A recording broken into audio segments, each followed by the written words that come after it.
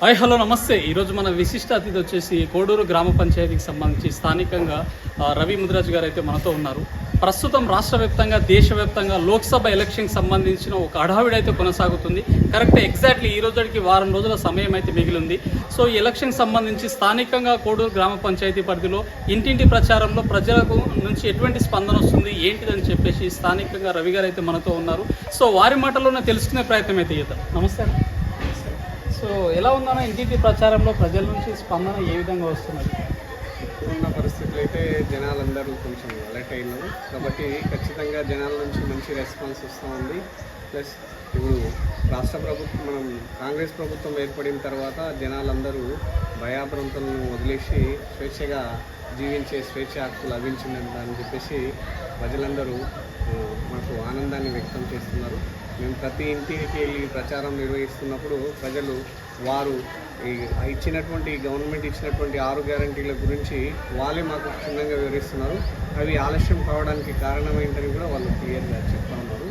కాబట్టి దీనికి ప్రజలు మంచి స్పందన వస్తున్నారు. గ్రామాలలో కొంచెం రాజకీయాలపైన అవగాహన ఉన్నోళ్ళు కావచ్చు, కొంచెం చదువుకున్న వాళ్ళు ఎలక్షన్ కోడ్స్ అంటే పరిచయం ఉంటుంది వాళ్ళకి. అలాంటిది ఎమ్మెల్సీ కోడ్, ఎంపీ కోడ్ ఇవంతా మాకు సంబంధం లేదు, కాంగ్రెస్ పార్టీ వచ్చి 4 నెలలు అయిపోతున్నది, ఏమై ఇంకా చేయలేరంటే అడుగుతుంటారు కదా, వాళ్ళకి ఏ విధంగా ఎక్స్ప్లెయిన్ చేస్తున్నారు? ఇప్పుడు ప్రజెంట్ ఏంటంటే తెలిసిన వారికి అయితేనేమో వాళ్ళు ఎలక్షన్ కోడ్ ఇది అవగాహన ఉంది, వాళ్ళు అర్థం చేసుకోగలుగుతున్నారు. మిగతా వాళ్ళకి ఏంటంటే ఇక్కడ ఏదంటే ఆపోజిషన్ వాళ్ళు కూడా ఉంటారు కదా, దాన్ని ఇంకా కొంచెం ఏదంటే వాళ్ళని మసాలా వేసి వాళ్ళని కొంచెం ఏదంటే 6 గ్యారెంటీలు ఇంకా ఇప్పటివరకు నెరవేరలేదని చెప్తా ఉన్నారు.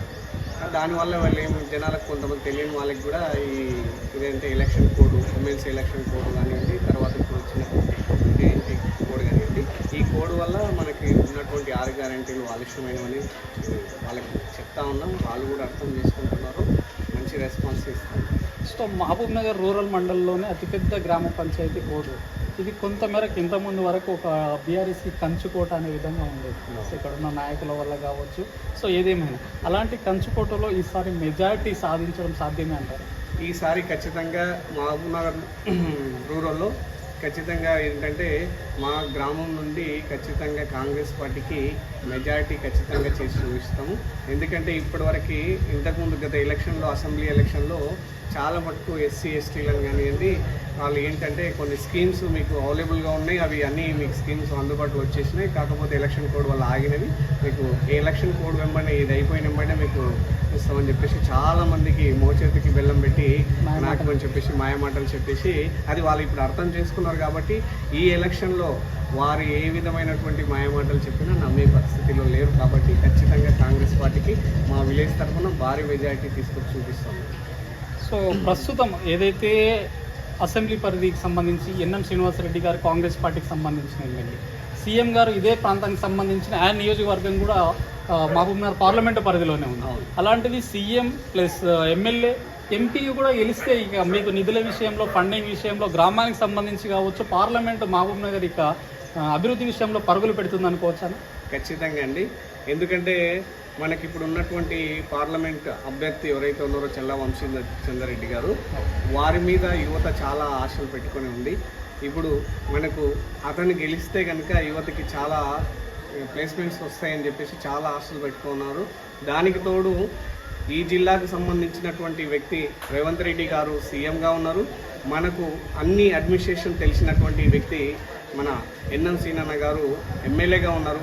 కాబట్టి వారికి మీ చల్లా వంశీచంద్రారెడ్డి గారు కనుక గెలిస్తే వారికి ఇంకా బలం చేకూరుతుంది. మన యువతకి మనకు కావాల్సినటువంటి అన్ని ప్లేస్మెంట్స్లో ఎక్కడైతే మన స్థానికంగా కానివ్వండి, ఇంకా ఇతర ప్రాంతాల్లో ఇది కంపెనీలలో కానివ్వండి, ఫ్యాక్టరీలలో కానివ్వండి ప్లేస్మెంట్స్ యువతకి ఎక్కువగా అవకాశం ఉంది. కాబట్టి దీన్ని చల్లా వంశీచంద్రారెడ్డి గారికి మేము క్లియర్గా వివరించాం. యువత ఆయన ఏదంటే ఎన్ఎస్ఐ నుండి యువజన కాంగ్రెస్ నుంచి వచ్చినటువంటి వ్యక్తి కాబట్టి యువతకు ఎక్కువ ప్రియారిటీ ఇచ్చి యువతని ఎంకరేజ్ చేస్తున్నారు. కాబట్టి మా గ్రామంలో కూడా చాలామంది యువత ఆయన మీద ఆశ పెట్టుకొని ప్రజెంట్గా ఆయన అడుగుజాడులో నడవడానికి సిద్ధంగా ఉన్నారు. ఖచ్చితంగా అన్నకి మా గ్రామం తరఫున భారీ మెజారిటీ తీసుకొచ్చి అన్నకు ఒక చిరుకానికి ఇవ్వాలని మేమందరం వెంకటం కట్టుకున్నాం. సో ఫైనల్గానా ఈ పార్లమెంట్ ఎలక్షన్ సంబంధించి బీజేపీ వర్సెస్ కాంగ్రెస్ అనే విధంగానే ఉంది. రాష్ట్ర వ్యాప్తంగా అనుకోవచ్చు, మహబూబ్నగర్ పార్లమెంట్ పరిధిలో అనుకోవచ్చు. సో కొంచెం బీఆర్ఎస్ సైడ్ అయినట్లుగా అనిపిస్తుంది. ఇన్డెప్త్గా చూసుకుంటే కొంచెం బీజేపీకి సపోర్ట్ చేస్తున్నట్లుగా అనిపిస్తుంది. సో ఇటువంటి పరిణామాల మధ్య ఏదైతే బీజేపీ అభ్యర్థి ఉన్నారో పార్లమెంట్ అభ్యర్థి డీకే అరుణ గారు సీనియర్ మోస్ట్ రాజకీయ నాయకురాలు, ఒక మంత్రిగా పనిచేసిన అనుభవం ఉంది. ఆమెని ఢీ కొట్టడం అంత సాధ్యమయ్యే విషయమే అనుకోవచ్చు.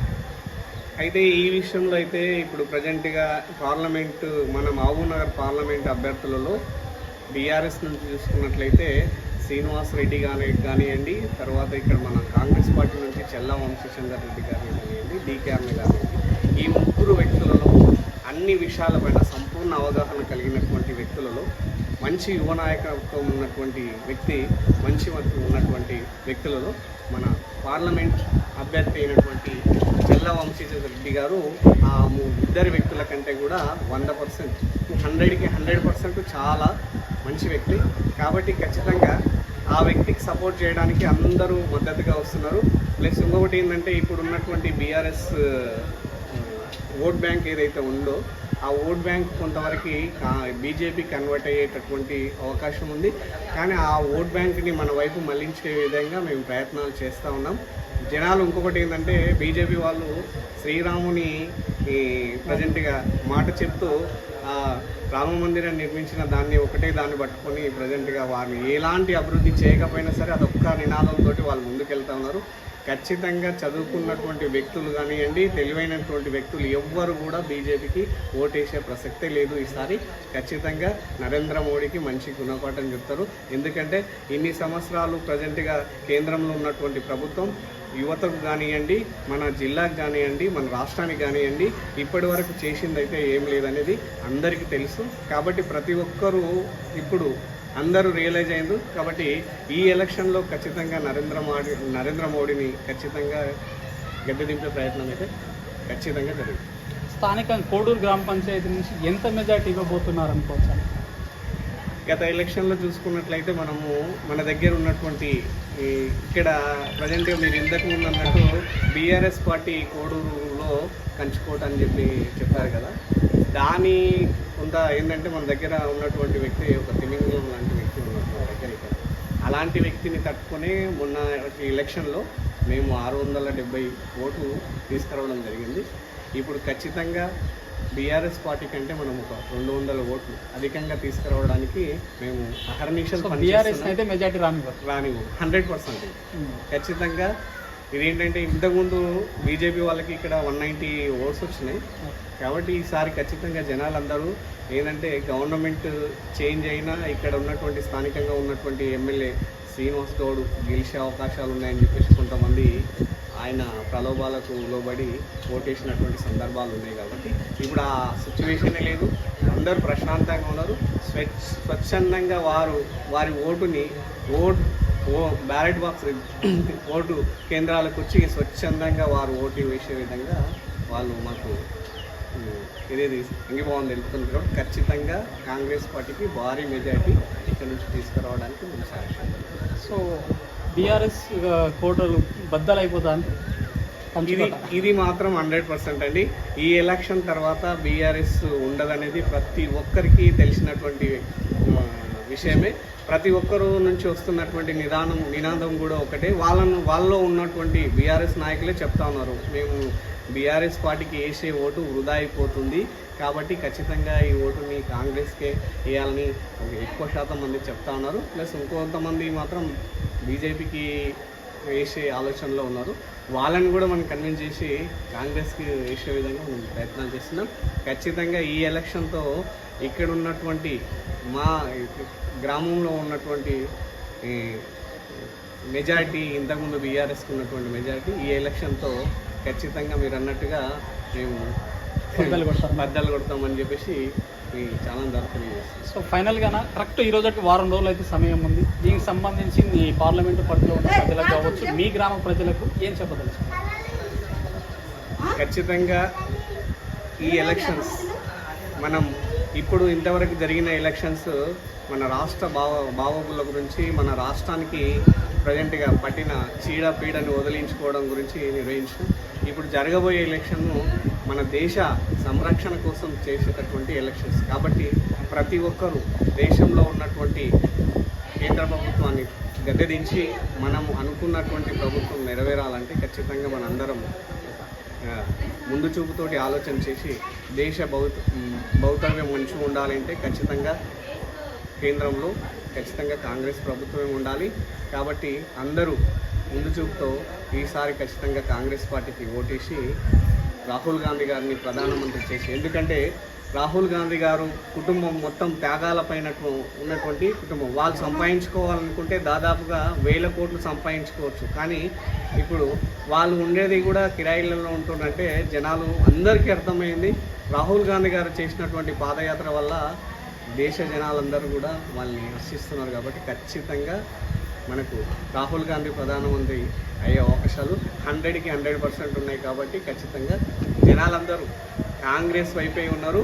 ఈ ఎలక్షన్ పూర్తిగా ఏంటంటే బీఆర్ఎస్కు బీజేపీకి బుద్ధి చెప్పే విధంగా ఉంటాయని చెప్పేసి మేము భావిస్తున్నాం.